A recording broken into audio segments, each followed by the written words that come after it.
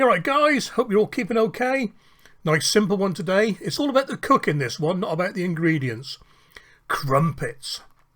So we got plain flour, sugar, I'm using caster sugar, baking powder, salt, yeast in the tub under the salt there, some water, quite warm water, and some unsalted butter.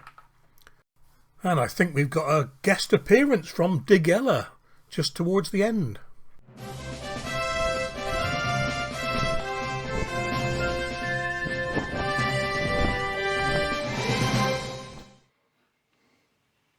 And as always, the ingredients and method will be in the description below. I'm using dried yeast again here. I've had this tub for a year now, in the fridge.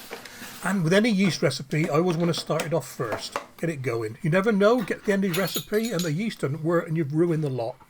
So a teaspoon of yeast, half a teaspoon, once I've figured out the size of this, half a teaspoon of sugar, about a tablespoon of water, quite warm water, you want to get it going. Give it a stir up.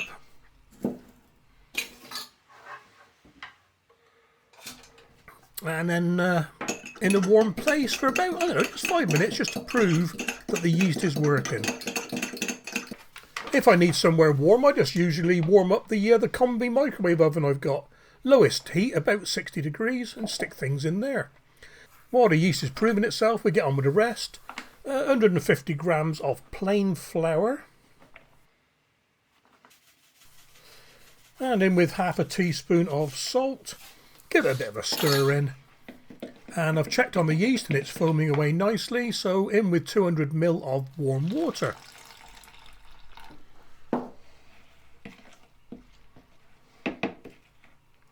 And you want to get your hand mixer in with this one. About 2 minutes, just get it all going, get it all mixed up together. A bit like a pancake batter really.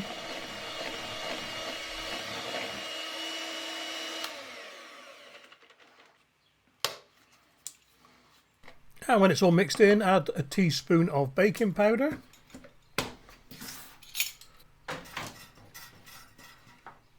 And get your yeast mix. You see it's bubbling nicely there. In with the yeast mix. And we're just going to give this a quick mix in, about 30 seconds or so, just to get the yeast incorporated. Cover it, I'm using cling film, and we're going to put this in a warm place for about half an hour. It's not going to rise much, but it's going to get the yeast going.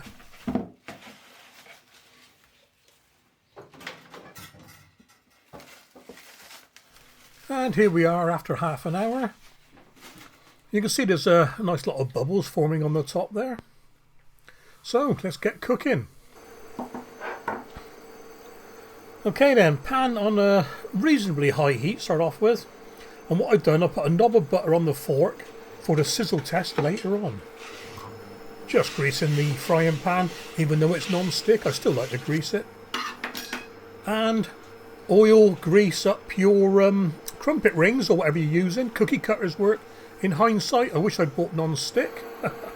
Right, the sizzle test. Put the knob of butter onto the frying pan. If it starts sizzling, it's ready.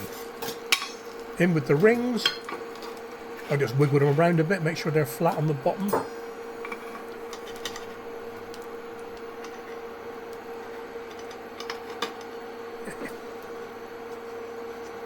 And in with the batter. This is the first batch I made, and I filled the rings half full.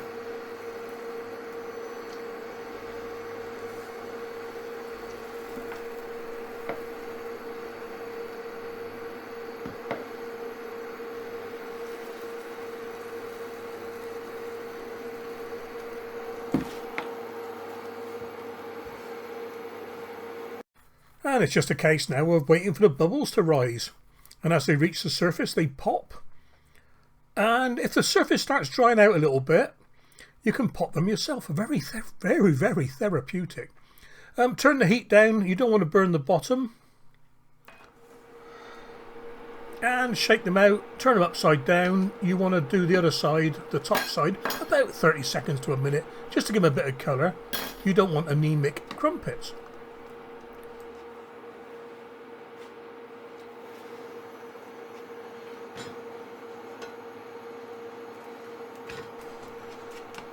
Okay, onto a wire rack with them, and on with the second batch.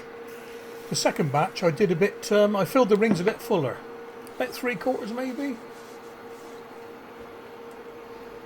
But exactly the same routine. Wait for the bubbles to pop. When the top goes dry, turn the heat down a bit.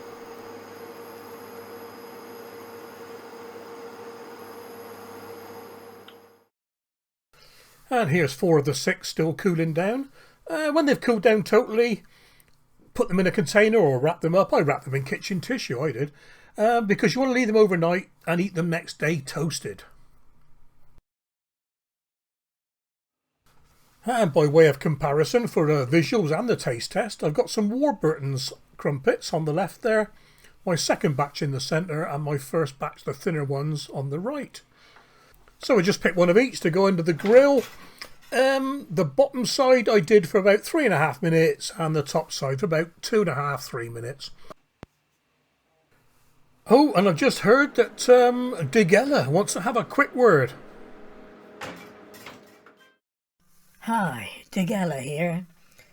Don't you just love it on a cold, rainy morning when you don't know what to have for breakfast and you go to the cupboard and there they are, a pack of crumpets. So you rip the pack open with all the expectation of the meal to come, pop them under the grill 5 minutes and ladle them with butter. It oozes through the holes all the way through. What better way to spend a wet, horrible, dreary morning?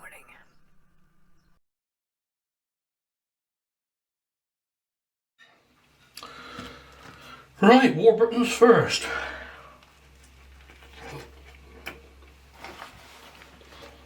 Yeah.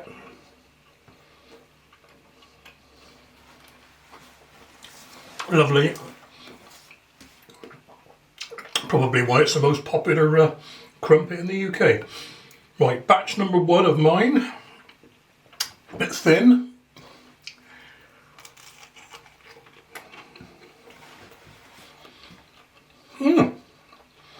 Yeah. I'll tell you what, it's not much difference. Now I had one yesterday, and I shouldn't have because you're supposed to leave them overnight or the following day.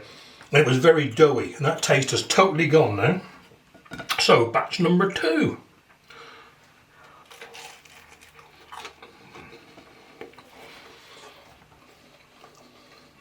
Yep.